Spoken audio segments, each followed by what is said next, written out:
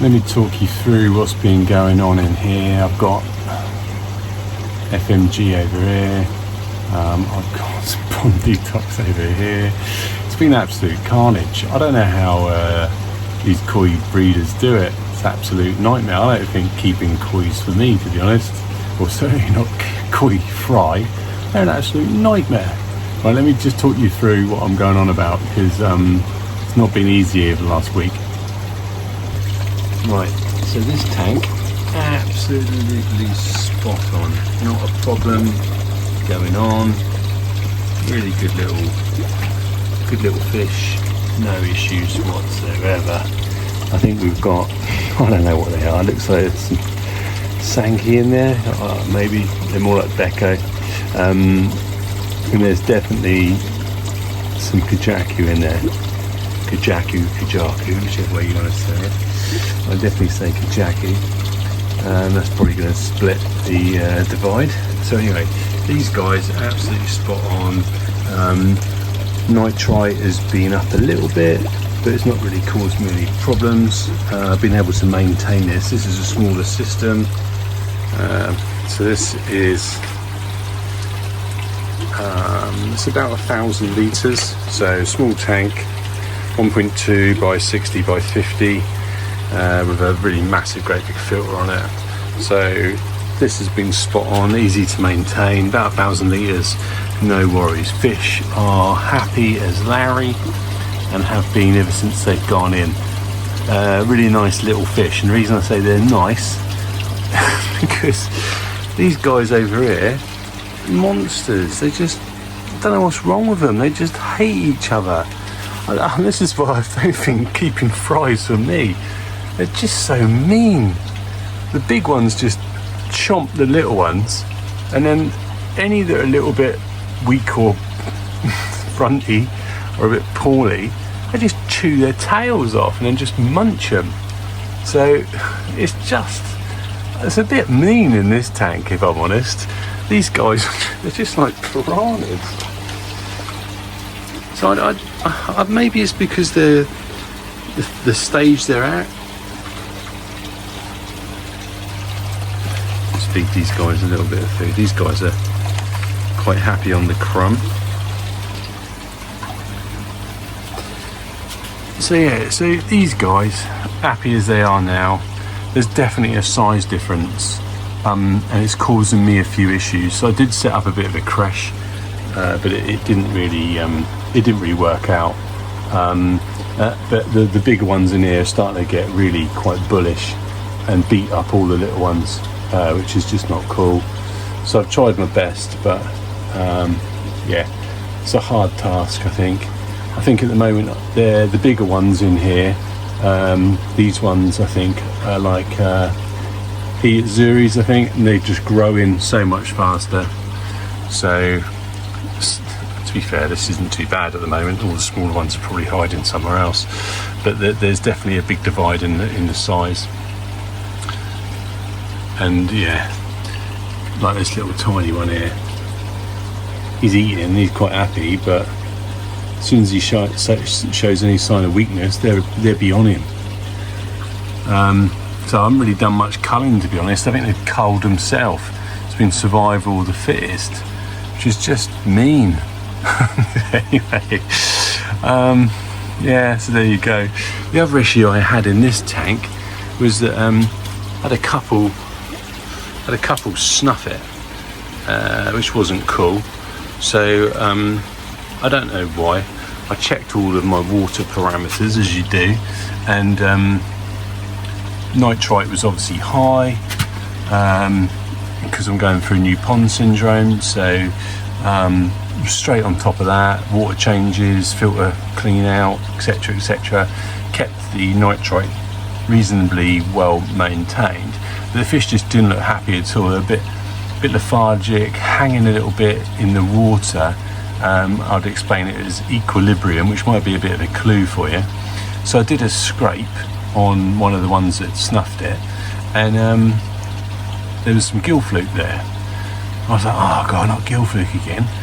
But gill fluke, from a mortality point of view, there'd have to be there'd have to be pretty bad infestation of gill fluke to start killing them. So, and it wasn't. There was only one. I only found one, to be fair.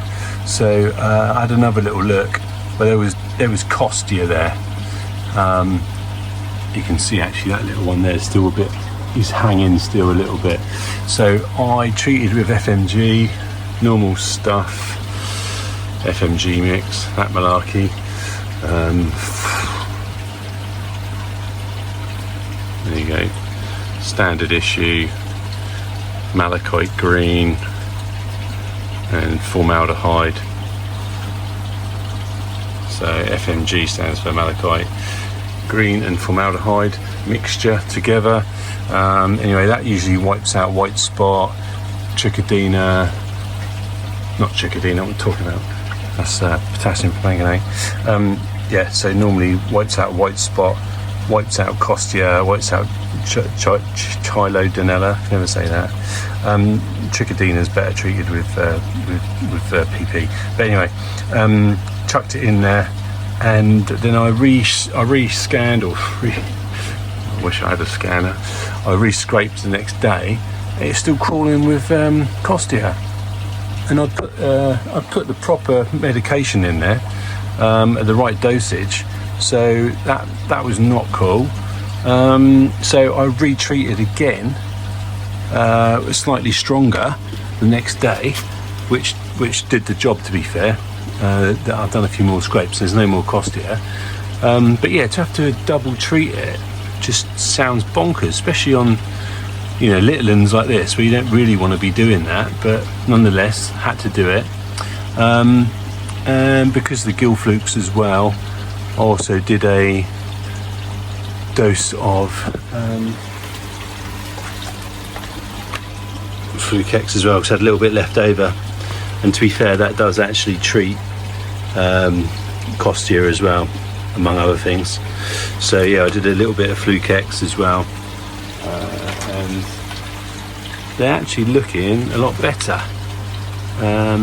But again, because the temperature's up, I've had to, there was quite a lot of oxygen, well, a lot of air going through the system, but because the temperature's up at 20, nearly 25 in here, yeah, I had to turn the air up as well, so got quite a lot of air going in.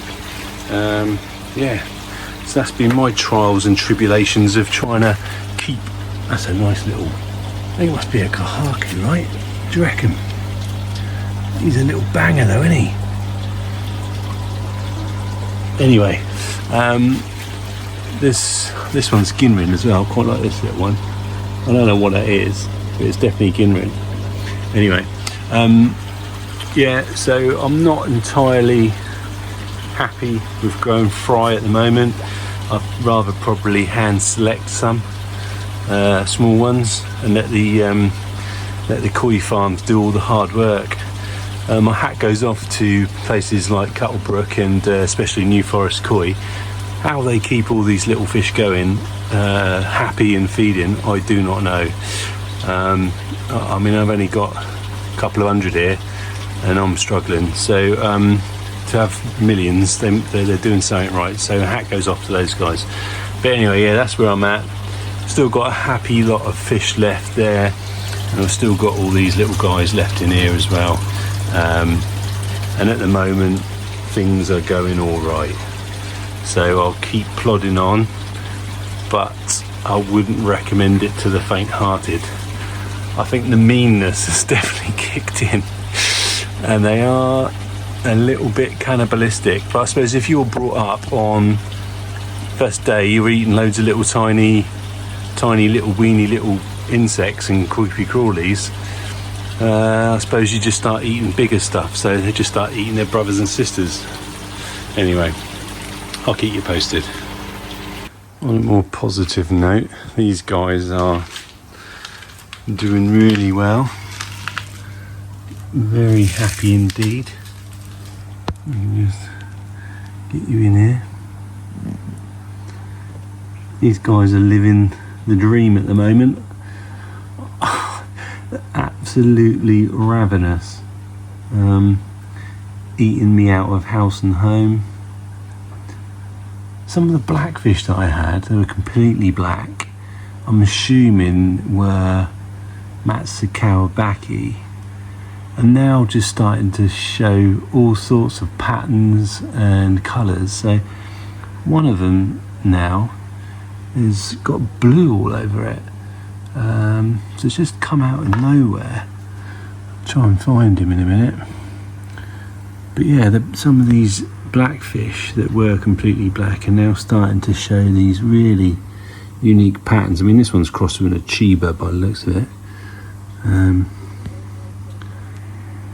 Yeah, let me get some food. I'll show you what's going on at the moment.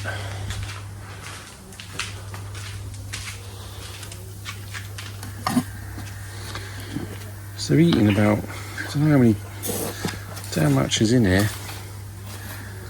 I don't know how much weight that is. It's got to be like a kilo maybe of food in there, but they're eating probably that in 2 days. They're eating a lot.